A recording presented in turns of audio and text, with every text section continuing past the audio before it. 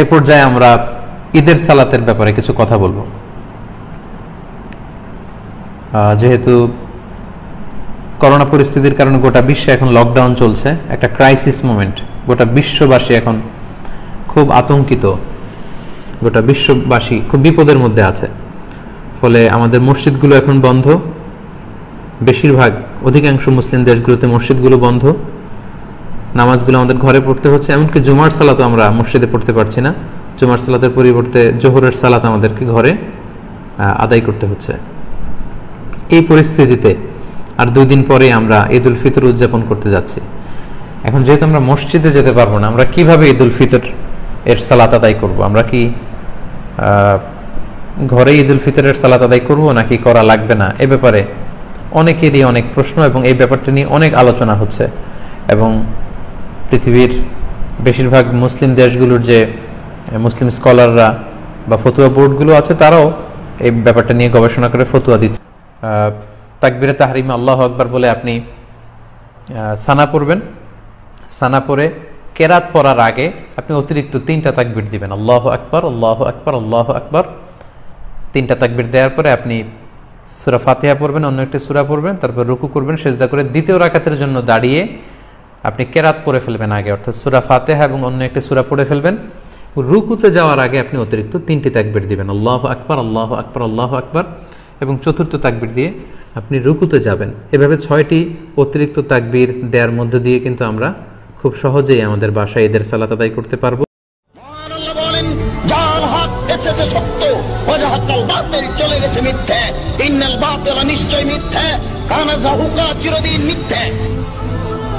By Fahad from Kashmir, India. Can we offer Eid prayer at home? If yes, then what are the conditions? Was there any other event held in history due to which Eid prayer were performed at home? A similar question by Aqib Walid Bhatt, Kashmir. What is the ruling to offer Eid prayer if lockdown and restrictions continue? A similar question by Samia from Bangladesh. Can we offer Eid Salah at home in congregation due to coronavirus?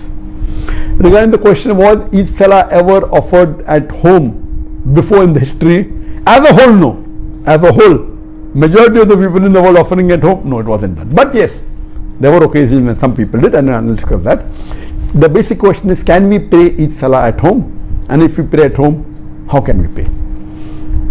There is hadith of one of the Sahabas, Anas bin Malik, may Allah be pleased with him, that in Basra, he missed his Eid prayers. So he goes home, he collects his family, he gets his servant, his slave, and he asks him to lead the Salah. And in that Salah, he prays 2 rakat, each Salah, everything normal with the takbirat, but does not read the khutbah. So based on this, all the fuqahas unanimously agree that if anyone misses the Eid Salah, he can very well pray with his family at home, or can pray alone also. All other things that have to be followed same, except the khutbah, since khutbah is not fard. The khutbah of the Jummah Salah is fard, but the khutbah of the Eid Salah is not a fard. So at that time, based on this hadith, if you miss, you can come home, you can pray, have the takbirat, and then, but the khutbah after Eid Salah is not required. So yes, it has happened in the past for people who have missed, but as a whole, because most of the mosques in the world are locked down, I don't know of any incidents in the world before that most of the Eid Salah will not take place in the mosque. It's the first time. Regarding the question that can we pray Eid Salah because of the pandemic of coronavirus, COVID-19, if we do, what should we do? So as far as this ruling is concerned, it is unanimous, there is no difference of opinion. Now, it is not the question of missing, we cannot pray because the mosques are locked down. Maybe in some countries like in Malaysia, they have agreed that mosques will be open, but maximum 30 people in a mosque with taking care of physical distancing, all that is there. But 30 people, that will not take care even of 1% of the population of Malaysia who would like to pray. So, but naturally most of us cannot pray in the mosque. So can we pray at home? Yes, you can pray at home. But when you pray at home, you have to pray same as it is normally prayed. One of the family members, a gent, can lead the Salah, and The only additional factor is that the additional takbirat. After the takbir al-ihram, the first takbir, in the first rakat, there are additional 6 takbir, so total 7. And then you read the Surah Fatiha, then you go for rukud as normal, then go for sujood. After doing the second sujood, you get up and you say Allahu Akbar, and when you come, you read additional 5 takbir. The one Allahu Akbar plus 5, so it becomes 6. So it is 7 in the first rakat, 6 in the second rakat, or 5 additional in the first rakat, and 6 additional, sorry, in the first rakat, and 5 additional in the second rakat. This is the only difference as compared to normal 2 rakat. And normally after the Salah, there is no khutbah required if you are praying at home. But just a few days back, I called Sheikh Muhammad Hassan Addadu, who according to me is one of the most knowledgeable living Islamic scholar in the world, and I said that because of this pandemic situation, you know, the COVID-19, most of the mosques are closed. Can we pray at home? He said, yes, we can pray at home. He said, if we have the imam, can we read the khutbah? And he said, yes, mumkin. Though it's not a fard, if you want and you have an imam who can give a khutbah, you can even give a khutbah. This is a fatwa given by Sheikh Muhammad Hassan Addadu. Normally, khutbah is not required at home, but if you have someone who can give the khutbah, he said it's possible. If you want the blessing to hear the khutbah, you can do that. If people want to hear the khutbah of the mosque which has a loudspeaker after the salah, you can do that. But this option is also open according to Sheikh Muhammad Hassan Addadu. Let me remind you one thing. If you are praying at home, do not neglect all the other sunnah, please. That doesn't mean if you are praying at home, you only pray at home. Do all the other sunnah. It is sunnah for the Muslims that the moment Ramadan ends, after the Maghrib Salah, the 1st of Shawwal, you start the takbirat. That we read immediately after the Maghrib Salah till you pray the Eid Salah. So continue with that. Allahu Akbar, La ilaha illallah, Allahu Akbar, Lillahi alhamd. And there are additional, this is the short one. Takbirat, continue. That doesn't mean if you are praying at home, you continue the moment after Maghrib Salah. Keep on saying the takbirat as much as possible till you start the Salah. Number 1. Number 2, when you get up in the morning, you have ghusl. It is sunnah to have ghusl. Have a breakfast. The Prophet had breakfast to indicate that this is not a fasting day and you are not fasting. Before the Prophet went for, he used to have dates. He used to have odd number of dates. So you can have dates, whether 3, whether 5, odd number of dates before you read the Salah. See to it you wear good clothes, the best clothes that you have. Doesn't have to be new. If it's new, no problem. But whatever best clothes you have, you wear. The gents, if they can perfume themselves. So follow all the other sunnah. So that, and then go for, not that if you're praying at home, all the sunnahs are completely neglected. So this was in brief that how you can conduct the Eid Salah at your home if you cannot go to the mosque. আল্লাহ রাসূল সাল্লাল্লাহু আলাইহি ওয়াসাল্লাম এবং সাহাবারা সব সময় ঈদের সালাত আদায় করেছেন, কখনোই ঈদের সালাতকে ওনারা তরক করতেন না। তো এগুলো থেকে বোঝা যায় কোরআন সুন্নাহর আলোকে যে ঈদের সালাতের ব্যাপারে আমাদের শরিয়া এটা খুবই গুরুত্ব আরোপ করেছে। এখন প্রসঙ্গ হচ্ছে এই লকডাউন পিরিয়ডে যদি মসজিদ আমাদের বন্ধ থাকে, ঈদগাতে জড়ো হওয়ার সুযোগ না থাকে, আমরা ঈদের সালাত বাসায় পড়তে পারবো কিনা। আমি আগেই বলেছি এটা একটা বিশেষ পরিস্থিতির কারণে এই প্রশ্নটা বা এই মাসআলাটা আমাদের সামনে এসেছে। এর আগে সাধারণত আমরা এ জাতীয় প্রশ্নের সম্মুখীন হইনি। এটা একটা উদ্ভূত পরিস্থিতির কারণে এই কোশ্চেন সব জায়গায় রেইজ হচ্ছে। তো এই প্রশ্নের উত্তর দিতে গেলে আগে আমাদের জানতে হবে যে যখন আমাদের পরিস্থিতি স্বাভাবিক ছিল বা যখন স্বাভাবিকভাবে ঈদগাহে যে ঈদের নামাজ পড়া যায়, মসজিদে জামাতে শরীক হওয়া যায়, তখন যদি কেউ ঘুম থেকে দেরিতে ওঠার কারণে বা কোনো কারণে ঈদের জামাতে শরীক হতে না পারে, তাহলে সেই ব্যক্তি কি পরবর্তীতে একা একা ঈদের সালাত আদায় করতে পারবে? এটার উত্তরটা আমরা জেনে নিলে এই পরিস্থিতিতে আসলে আমাদের কি করা উচিত হবে এটা আমরা খুব সহজেই অনুমান করতে পারবো। ঈদের সালাত কেউ যদি মিস করে, সে একা একা বা জামাতে ঘরে এসে পড়তে পারবে কিনা, এ ব্যাপারে দুইটি মত। প্রথম মত হচ্ছে মেজরিটি স্কলারদের মত, জুমহুরুল ফুকাহা, শাফিঈ, মালিকি, হাম্বলি সহ মেজরিটি স্কলারদের মতামত হচ্ছে কেউ যদি ঈদের সালাত জামাতে পড়তে না পারে, মসজিদে যদি মিস করে, ঈদগাহে যদি মিস করে বাসায় এসে একা একা কিংবা জামাতে সে পড়তে পারবে। এটা হচ্ছে প্রথম মত। আর দ্বিতীয় মত হচ্ছে ওলামায়ে আহনাফদের মত। হানাফি মাযহাবের মতামত হচ্ছে যে না, ঈদের সালাত যদি কেউ মিস করে কোনো কারণে, ঈদগাহে যেয়ে যদি পড়তে না পারে বা মসজিদে যেয়ে পড়তে না পারে, তাহলে তার ঈদের সালাত পড়া লাগবে না। কেন পড়া লাগবে না? হানাফি মাযহাবের দলিল হচ্ছে ঈদের জামাতটা এটা একটা সামাজিক ইবাদত। জুমার সালাতের ক্ষেত্রে যে সমস্ত শর্ত, ঈদের সালাতের ক্ষেত্রে একই শর্ত, তাই এটা সামাজিকভাবে পড়তে হয়। তাই জুমার সালাত যদি কেউ মিস করে, সে যেমনি ঘরে একা একা জুমা পড়তে পারে না, তাকে আলাদাভাবে 4 রাকাত জোহর পড়ে নিতে হয়, তেমনি ঈদের সালাত কেউ মিস করলে সে বাসায় এসে আর ঈদের সালাত পড়তে পারবে না বা পড়ার প্রয়োজন নেই। এটা হচ্ছে হানাফিদের যুক্তি, ওলামায়ে আহনাফদের যুক্তি। তাদের মতে এটা একটা সামাজিক ইবাদত এবং এটা সামাজিকভাবে বড় সড় পরিসরেই করতে হয়। পাশাপাশি এটার জন্য ইজনে আম শর্ত, অর্থাৎ সবার এন্ট্রি, যে কেউ চাইলে এখানে এসে অংশগ্রহণ করতে পারবে, অর্থাৎ সর্বসাধারণের প্রবেশাধিকার, এটার প্রয়োজন। তো ঘরে এসে পড়লে সে সামাজিকতাও থাকে না আর ইজনে আমের বিষয়টাও থাকে না। তাই ঈদের সালাত কেউ মিস করলে তার আর ঈদের সালাত ঘরে এসে পড়ার দরকার নেই। সে চাইলে চাশতের নামাজ 2 রাকাত কিংবা 4 রাকাত নামাজ সে পড়ে নিতে পারে। এটা হচ্ছে হানাফি স্কুল অফ থটের অভিমত। আর মেজরিটি স্কলারদের, জমহুরুল ফোকাহা, তাদের মতামত যদি আমরা দেখি, ওনারা বলেছেন না, যদি কেউ মিস করে তাহলে ঘরে এসে সে একাকী পড়তে পারবে। এবং তারা যে মতামত দিয়েছেন যে একাকী পড়তে পারবে, এটার ব্যাপারে একটা স্ট্রং এবং ভ্যালিড দলিল আছে। সেটা হচ্ছে সহিহ বুখারীতে একটি হাদিস এসেছে, তালিক হিসেবে উনি এনেছেন কিতাবু সলাতুল ঈদাইনের অধ্যায়ের মধ্যে। ইমাম বুখারী এটা তালিক হিসেবে এনেছেন।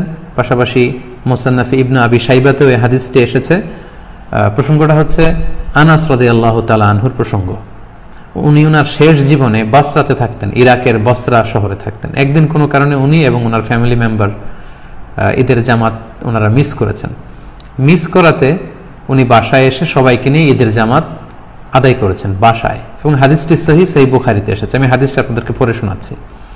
عن أنس رضي الله عنه أنه كان إذا فاتته صلاة العيد مع الإمام, কোন এক সময় আনাস রাদিয়াল্লাহু তাআলা আনহু যখন ইমামের সাথে ঈদগাহে ঈদের সালাত তিনি মিস করলেন, ফাউত হয়ে গেল, জামা আহলাহু ওয়া মাওয়ালিহি, তিনি বাড়িতে এসে ওনার ফ্যামিলি মেম্বারসদের সবাইকে এবং ওনার আজাদকৃত যত দাস দাসী আছে সবাইকে একত্রিত করলেন। সুম্মা কামা আব্দুল্লাহ ইবনু আবি উতবাতা মাওলাহু ফায়ুসাল্লি বিহিম রাকাতাইন, তারপর ওনার আজাদকৃত দাস আব্দুল্লাহ ইবনে আবি উতবা ওনাকে বললেন যে তুমি আমাদেরকে নিয়ে ঈদের সালাতের ইমামতি করো। আব্দুল্লাহ ইবনে উতবা আনাস রাদিয়াল্লাহু তাআলা আনহুর অনুমতিক্রমে সবাইকে নিয়ে 2 রাকাত ঈদের সালাত ঘরে আদায় করলেন বাসায়। ইউকাব্বিরু ফীহিমা, এবং প্রতিটি রাকাতেই তিনি অতিরিক্ত তাকবীরগুলো দিয়েছেন। এই হাদিসটা সহিহ। তো এই হাদিসের আলোকে মেজরিটি স্কলাররা, জুমহুরুল ফুকাহারা বলেছেন, যেহেতু আনাস রাদিয়াল্লাহু তাআলা আনহুর ঈদের সালাত মিস হয়েছিল, উনি ঘরে এসে জামাতে সবাইকে নিয়ে আদায় করেছেন। এই সহিহ হাদিসের আলোকে বোঝা যায় কখনো যদি কারো ঈদের সালাত মিস হয়ে যায় ঈদগাতে বা মসজিদে, তাহলে সে ব্যক্তিও ঘরে এসে একাকী কিংবা জামাতের সাথে ঈদের সালাত আদায় করতে পারবে। এটার ভ্যালিডিটি আছে, কেননা আল্লাহ রাসূল সাল্লাল্লাহু আলাইহি ওয়াসাল্লামের খুব কাছের একজন সাহাবা এমনটি আমল করেছেন। আনাস রাদিয়াল্লাহু তাআলা আনহু, যাকে বলা হয় খাদিমুর রাসূলিল্লাহ, আল্লাহ রাসূল সাল্লাল্লাহু আলাইহি ওয়াসাল্লামের খাদেম, 10 বছর তিনি আল্লাহ রাসূল সাল্লাল্লাহু আলাইহি ওয়াসাল্লামের খেদমত করেছেন। আল্লাহ রাসূল সাল্লাল্লাহু আলাইহি ওয়াসাল্লামের চিন্তা, চেতনা, অ্যাটিটিউড সম্পর্কে তিনি খুব ভালো জানতেন, এবং সেগুলোর আলোকে তিনি সিদ্ধান্ত নিয়েছেন যে মসজিদে মিস হলে এটা ঘরে পড়া যায়। এই দলিলের আলোকে মেজরিটি স্কলাররা বলেছেন পড়া যাবে। তো এখন এই লকডাউন পিরিয়ডে যেহেতু আমাদের মসজিদ বন্ধ, আমাদের অবস্থাটা অনেকটা এমনই যে আমরা ঈদগাহে যে জামাত পড়তে পারছি না।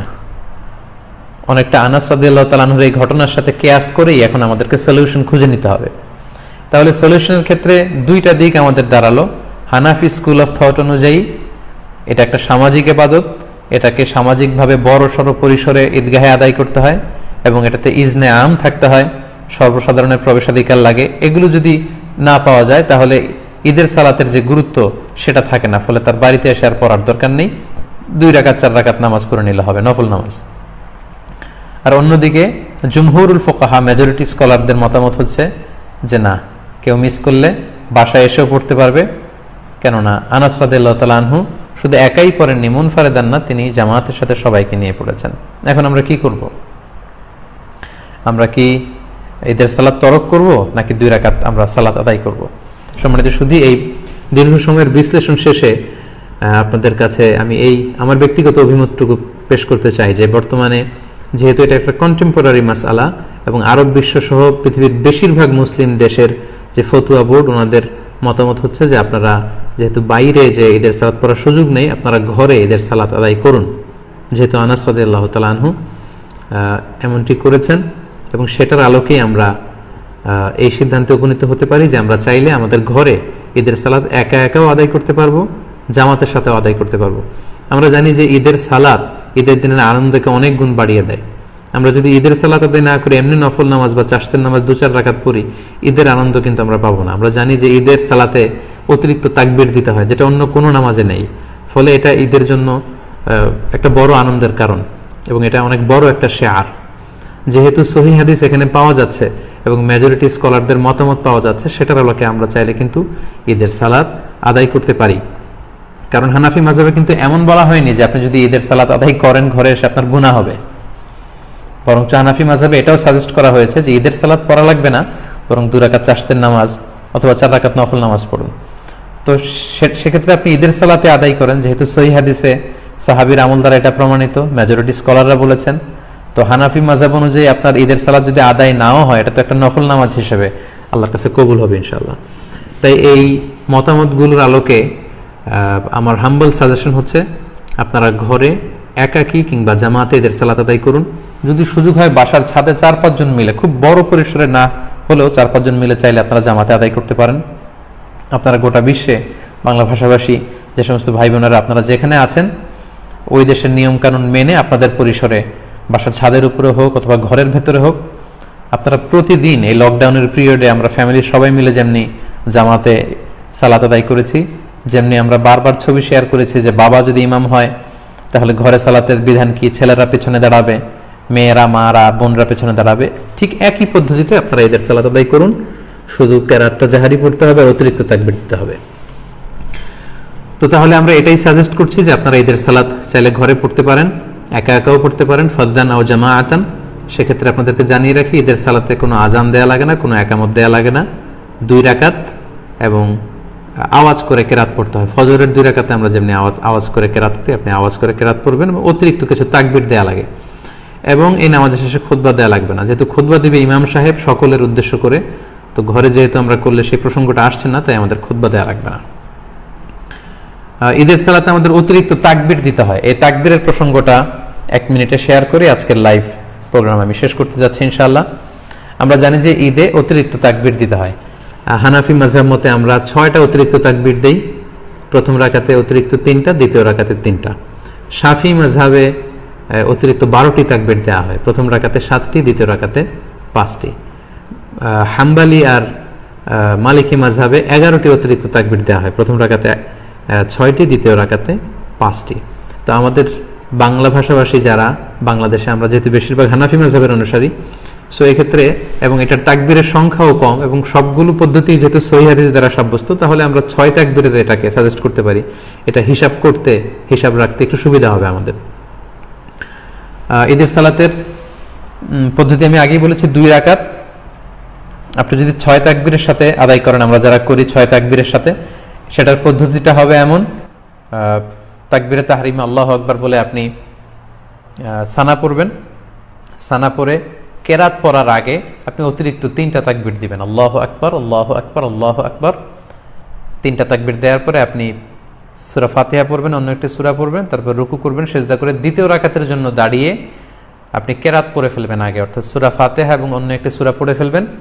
রুকুতে যাওয়ার আগে আপনি অতিরিক্ত 3টি তাকবীর দিবেন, আল্লাহু আকবার, আল্লাহু আকবার, আল্লাহু আকবার, এবং চতুর্থ তাকবীর দিয়ে আপনি রুকুতে যাবেন। এভাবে 6টি অতিরিক্ত তাকবীর দেওয়ার মধ্য দিয়ে কিন্তু আমরা খুব সহজেই আমাদের বাসায় ঈদের সালাত আদায় করতে পারবো এবং ঈদের সালাত আদায় শেষে আমাদের খুতবা দেওয়ার কোনো প্রয়োজন নেই। সম্মানিত শুধু আশা করছি এই লকডাউন পিরিয়ডে কিভাবে আমরা ঈদের সালাত আদায় করব এ ব্যাপারে সম্যক একটি ধারণা আপনারা পেয়েছেন।